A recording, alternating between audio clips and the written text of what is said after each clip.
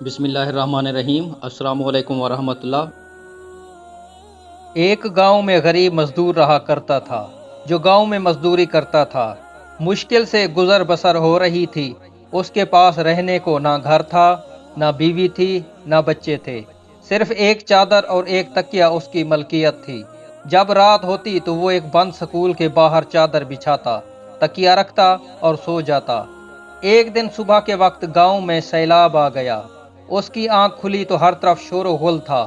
وہ اٹھا اور سکول کے ساتھ بنی ٹینکی پر چڑھ گیا، چادر بچھائی، دیوار کے ساتھ تکیہ لگایا اور لیٹ کر لوگوں کو دیکھنے لگا۔ لوگ اپنا سامان، گھر کی قیمتی اشیاء لے کر بھاگ رہے تھے۔ کوئی نقدی لے کر بھاگ رہا تھا، کوئی زیور، کوئی بکریاں، تو کوئی کچھ قیمتی اشیاء لے کر بھاگ رہا تھا۔ اسی دوران ایک شخص بھاگتا آ رہا تھا۔ اس نے سونے کے زیور، پیسے اور کپڑے اٹھا رکھے تھے۔ جب وہ شخص اس مزدور کے پاس سے گزرا اور اسے سکون سے لیٹے ہوئے دیکھا تو غصے سے بولا، اوئے ساڈی ہر چیز اجڑ گئی ہے، ساڈی جان تے بنی ہے تے تو اتھے سکون نہ لمحہ پیا ہویا ہے، یعنی ہماری ہر چیز اجڑ گئی ہے اور تم یہاں سکون سے سو رہے ہو۔ یہ سن کر مزدور بولا، لالے آج تے غربت دی چس آئی ہے، یعنی آج تو غربت کا اصل مزہ آیا ہے۔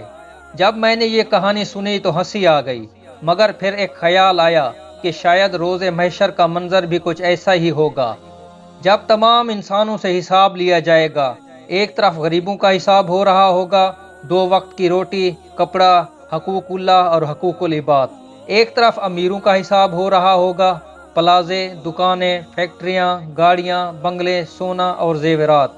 ملازم، پیسہ، حلال حرام، عیش و عشرت، زکوٰۃ، حقوق اللہ، حقوق العباد۔ اتنی چیزوں کا حساب کتاب دیتے ہوئے پسینے سے شرابور اور خوف سے تھر تھر کانپ رہے ہوں گے۔ تب شاید اسی مزدور کی طرح غریب ان امیروں کو دیکھ رہے ہوں گے، چہرے پر ایک عجیب سا سکون، اور شاید دل ہی دل میں کہہ رہے ہوں گے، آج جیتے غربت دی چس آئی ہے۔ اللہ تعالیٰ سے دعا ہے کہ ہمیں ہر نعمت کا شکر ادا کرنے کی اور اللہ کی رضا کے مطابق استعمال اور تقسیم کرنے کی توفیق عطا فرمائے۔ آمین ثم آمین۔